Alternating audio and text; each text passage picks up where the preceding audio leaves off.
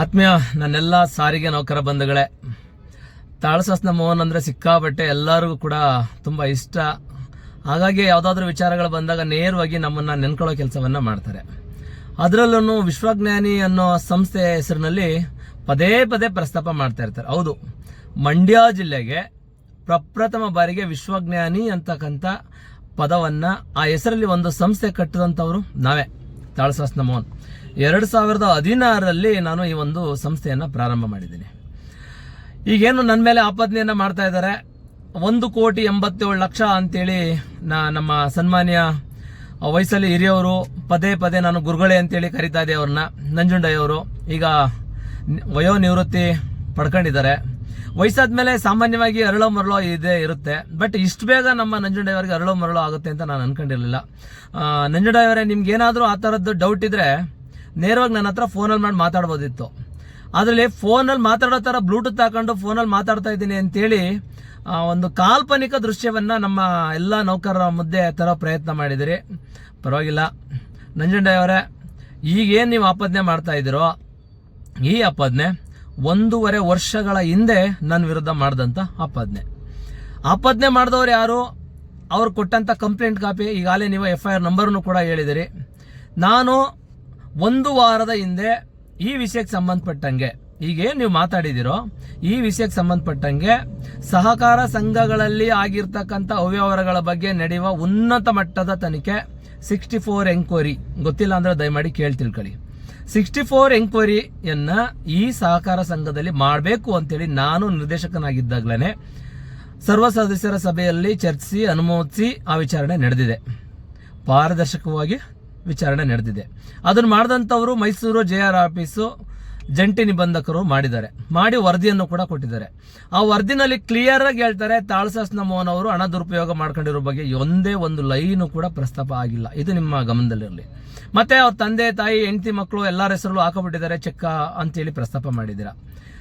ನಾನು ಈ ವಾರದ ಹಿಂದೆನೇ ಕೂಡ ಓಪನ್ ಚಾಲೆಂಜ್ ಮಾಡಿದ್ದೆ.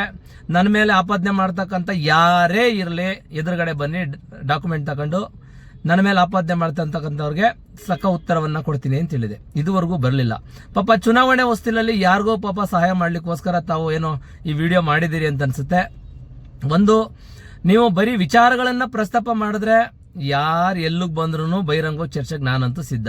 ಆದರೆ ನೀವು ವೈಯಕ್ತಿಕ ತೇಜೋವಧೆ ಮಾಡ್ತೀರಿ, ನಿಮ್ಮ ಮೇಲೆ ಆ ಕೇಸ್ ಇದೆ ಈ ಕೇಸ್ ಇದೆ ಅಂತ ಅನ್ನೋದಾದ್ರೆ, ನಂಜುಂಡಪ್ಪ ಅವರೇ, ಮಂಡ್ಯ ವಿಭಾಗದಲ್ಲಿ ನೀವು ಎಷ್ಟು ವರ್ಷ ಕೆಲಸ ಮಾಡಿದಿರಿ, ನೀವು ಎಷ್ಟು ನೌಕರ ಸ್ನೇಹಿಗಳು ಅಂತಕ್ಕಂಥದ್ದು ಇಡೀ ನೌಕರರು ಗೊತ್ತಿದೆ.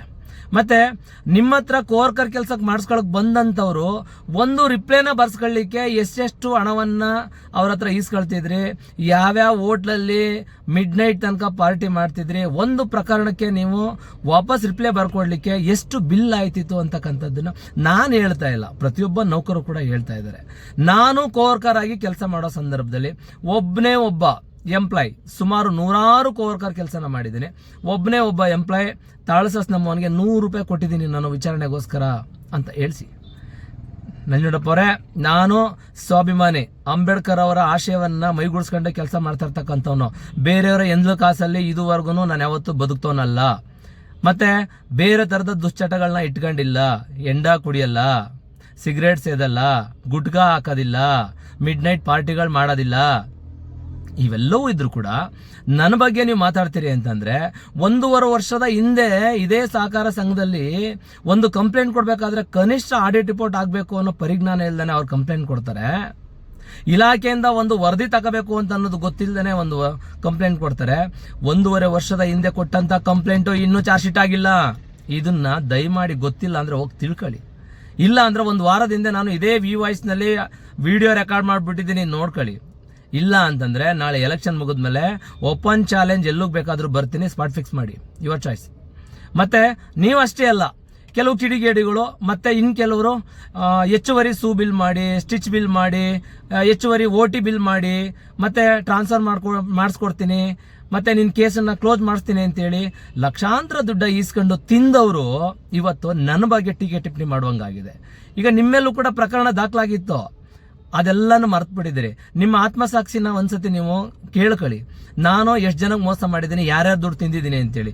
ತಾಳಸಾಸ್ನ ಮೋಹನ್ ಇವತ್ತು ಇಡೀ ರಾಜ್ಯದಲ್ಲೇ ರಾಜ್ಯ ನೆನ್ಕೊಳ್ಳುವಂತ ಒಂದು ವಿಶ್ವಜ್ಞಾನಿ ಸಂಸ್ಥೆಯನ್ನ ಕಟ್ಟದಂತವ್ರು, ಕೆಡದಂತಾರಲ್ಲ, ಆ ಸಂಸ್ಥೆಯನ್ನ ಕಟ್ಟಿರೋದನ್ನ ನಡೆಸಕ್ಕಾಗ್ದಾನೆ ಬಿಟ್ಟಂತವ್ರು ಅವ್ರು ಯಾರು ಅಂತ ಗೊತ್ತಿದೆ ನಿಮ್ಗೆ, ಗೊತ್ತಿಲ್ಲ ಅಂದ್ರೆ ಕೇಳಿ ತಿಳ್ಕೊಳ್ಳಿ. ಈ ವಿಚಾರವನ್ನ ನಾನು ಈಗ ಹೇಳ್ತಾ ಇಲ್ಲ.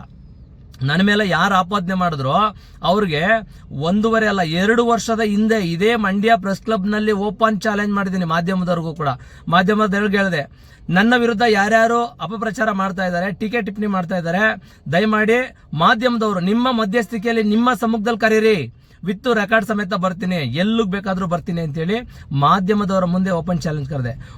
ಒಬ್ಬ ಗಂಡಸು ಬರಲಿಲ್ಲ ಮಂಡ್ಯದಲ್ಲಿ ನನ್ನ ವಿರುದ್ಧ ಮಾತಾಡ್ಲಿಕ್ಕೆ, ದಾಖಲಾತಿಗಳನ್ನ ತಗೊಂಡು ಮಾತಾಡ್ಲಿಕ್ಕೆ ಒಬ್ಬ ಗಂಡಸು ಬರಲಿಲ್ಲ.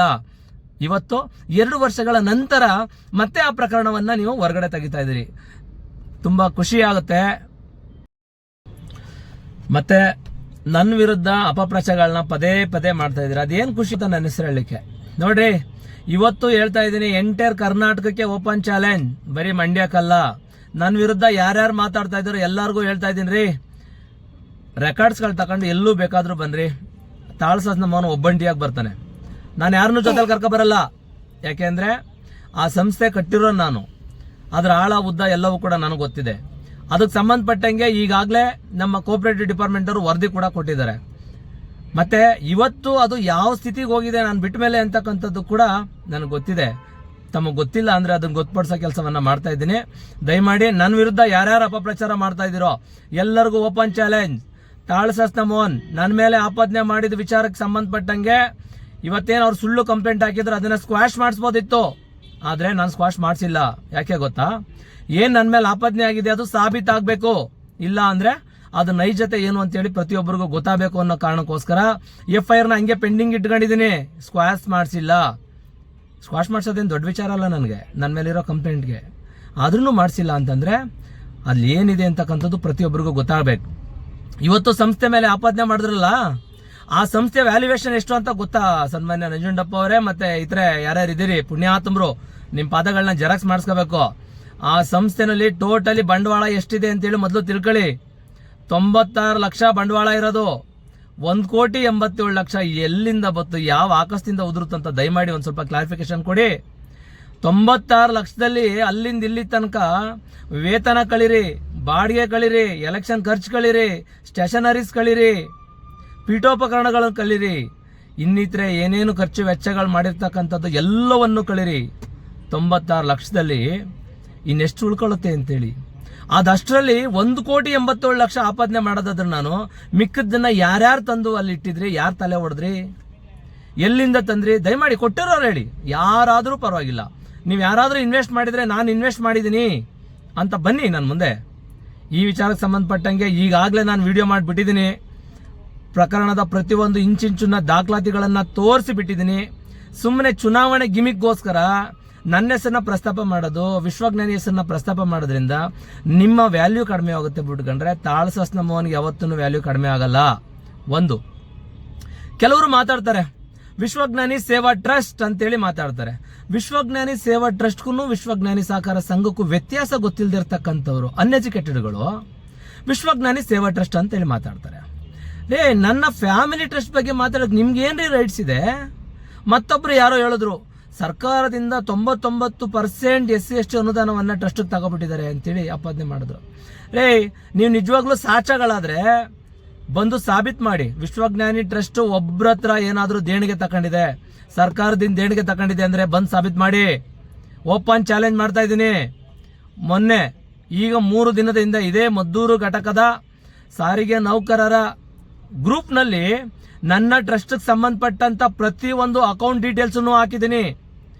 ನಮಕರ್ಗಳಾಗಿದ್ರೆ, ಮೋಸ ಮಾಡೋರಾಗಿದ್ರೆ, ಲೂಟಿ ಮಾಡೋರಾಗಿದ್ರೆ ನನ್ನ ರೆಕಾರ್ಡ್ಸ್ ಅನ್ನ ಅಲ್ಲಿಗೆ ಹಾಕೋ ಅವಶ್ಯಕತೆ ಇರಲಿಲ್ಲ. ಯಾಕೆ ಅಂದ್ರೆ ಅದು ನನ್ನ ಪರ್ಸನಲ್ ಡಾಕ್ಯುಮೆಂಟ್. ಆದ್ರೂ ಕೂಡ ನೀವು ಮಾತಾಡಿದಿರಿ ಅಂತೇಳಿ ನನ್ನ ಡಾಕ್ಯುಮೆಂಟ್ ಎಲ್ಲವನ್ನು ಅಪ್ಡೇಟ್ ಮಾಡಿ. ನಾನು ವಾಟ್ಸಪ್ ಗ್ರೂಪ್ನಲ್ಲಿ ನಮ್ಮ ಟ್ರಸ್ಟ್ ಸಂಬಂಧಪಟ್ಟ ವ್ಯವಹಾರಿಕ ಏನೇನ್ ರೆಕಾರ್ಡ್ಸ್ ಇದೆಯೋ ಎಲ್ಲ ರೆಕಾರ್ಡ್ಸ್ ಅನ್ನು ಕೂಡ ವಾಟ್ಸಪ್ ಗ್ರೂಪಲ್ಲಿ ಹಾಕಿದ್ದೀನಿ. ತಗೊಂಡ್ ಬನ್ನಿ. ನಾನು ರೆಕಾರ್ಡ್ಸ್ ಕೊಟ್ಟಿದ್ದೀನಿ, ನಿನ್ಗೆ ಸಾಬೀತ್ ಮಾಡ್ರಿ. ನನ್ನ ಪರ್ಸನಲ್ ಡಾಕ್ಯುಮೆಂಟ್ ಕೊಟ್ಟಿದ್ದೀನಿ, ಸಾಬೀತ್ ಮಾಡಿ.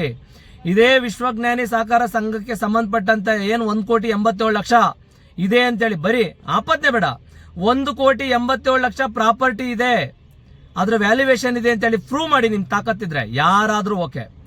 ಗುರುಗಳೇ, ನಂಜುಂಡಪ್ಪ ಅವರೇ, ದಯಮಾಡಿ ನಾನು ರಿಕ್ವೆಸ್ಟ್ ಮಾಡ್ತಾ ಇದ್ದೀನಿ, ನಿಮಗೆ ತುಂಬ ಗೌರವವನ್ನು ನಾನು ಇದುವರೆಗೂ ಕೊಟ್ಕೊ ಬಂದೆ. ನಿಮ್ಮ ಬಗ್ಗೆ ನಾನು ಯಾವತ್ತೂ ಮಾತಾಡಿಲ್ಲ.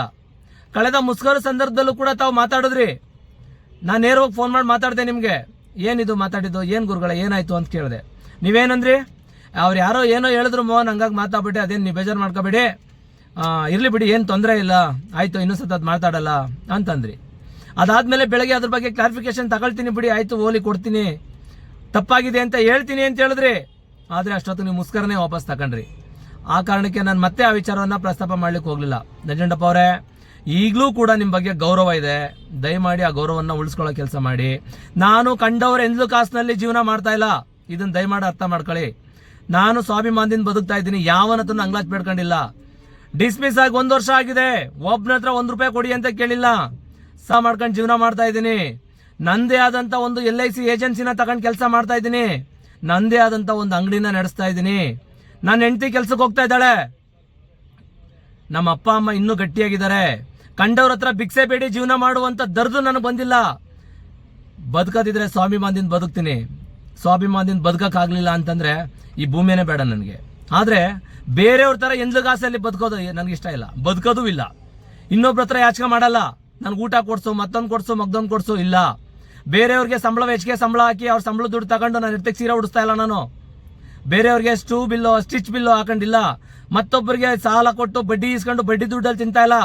ಪ್ರಾಮಾಣಿಕವಾಗಿ ಬದುಕ್ತಾ ಇದ್ದೀನಿ. ಅಂಬೇಡ್ಕರ್ ಅವರ ಆಶಯದಲ್ಲಿ ಬದುಕ್ತಾ ಇದ್ದೀನಿ. ಅಂಬೇಡ್ಕರ್ ಅವರ ಹೆಸರು ಹೇಳ್ಕೊಂಡು ಬದುಕಲಿಕ್ಕೆ ನನಗೆ ಹೆಮ್ಮೆ ಆಗುತ್ತೆ. ನನ್ನ ಬಗ್ಗೆ ಆಪತ್ನೆ ಮಾಡ್ತೀರಾ? ಓಪನ್ ಚಾಲೆಂಜ್ ಮಾಡ್ತಾ ಇದ್ದೀನಿ, ಇಡೀ ಕರ್ನಾಟಕದಲ್ಲಿ ಯಾವನಾದರೂ ಆಗಿರಲಿ, ಬಹಿರಂಗವಾಗಿ ಎಲ್ಲಿ ಚರ್ಚೆಗೆ ಬರ್ತೀರಿ ನನ್ನ ಮೇಲೆ? ನಾನೇನು ವಿಶ್ವಜ್ಞಾನಿಲ್ಲ 1,87,00,000 ಅಂತ ಪ್ರಚಾರ ಮಾಡ್ತೀರಲ್ಲ, ಬನ್ನಿ, ನಿಮ್ಮ ತಾಕತ್ತಿದ್ರೆ 1,87,00,000 ಸಂಸ್ಥೆ ಒಳಗಡೆ ಅದೇ ಅಂತೇಳಿ ರೆಕಾರ್ಡ್ಸ್ ಕೊಡಿ. ಆಮೇಲೆ ನೀವು ಎಷ್ಟು ಸಾಚಗಳು ಅಂತಕ್ಕಂಥದ್ದು ಎಲ್ಲರಿಗೂ ಗೊತ್ತಾಗುತ್ತೆ. ನಾನು ನಂಜುಂಡಪ್ಪವ್ರ ಒಬ್ಬರಿಗೆ ಮಾತಾಡ್ತಾ ಇಲ್ಲ ಈ ವಿಚಾರವನ್ನ. ನನ್ನ ಬಗ್ಗೆ ಯಾರ್ಯಾರು ಮಾತಾಡ್ತಿದ್ರೋ, ಕುದುರೆ ಜಗದೀಶ, ತಿರುಮಲೇಶ, ವಿಷ್ಣುಪ್ರಿಯ, ಸುಧೀರ್, ಶ್ರೀಧರ, ಇನ್ಯಾರ್ಯಾರು ಮಾತಾಡ್ತಾ ಇದ್ರೋ ಎಲ್ಲರಿಗೂ ಕೂಡ ಓಪನ್ ಚಾಲೆಂಜ್, ಚುನಾವಣೆ ಆದ್ಮೇಲೆ ಎಲ್ಲಾದರೂ ಕರೀರಿ, ಬಹಿರಂಗ ಸಭೆಗೆ ವಿತ್ ರೆಕಾರ್ಡ್ ಸಮೇತ ಬರ್ತೀನಿ. ಬನ್ನಿ, ನೀವು ನಿಜವಾಗ್ಲೂ 1,87,00,000 ಪ್ರೂವ್ ಮಾಡೋದಾದ್ರೆ ನೀವು ಹೇಳ್ದಂಗೆ ನಾನು ಕೇಳ್ತೀನಿ. ತಾಕತ್ತಿದ್ರೆ ಡೇಟ್ ಫಿಕ್ಸ್ ಮಾಡಿ. ಇದು ತಾಳಸಸ್ನ ಮೋಹನ್, ಎಂದ್ಲುಗಾಸ ಕೈಯೊಡ್ಡ ಜೈಮಾನ ನಂದಲ್ಲ. ಧನ್ಯವಾದಗಳು.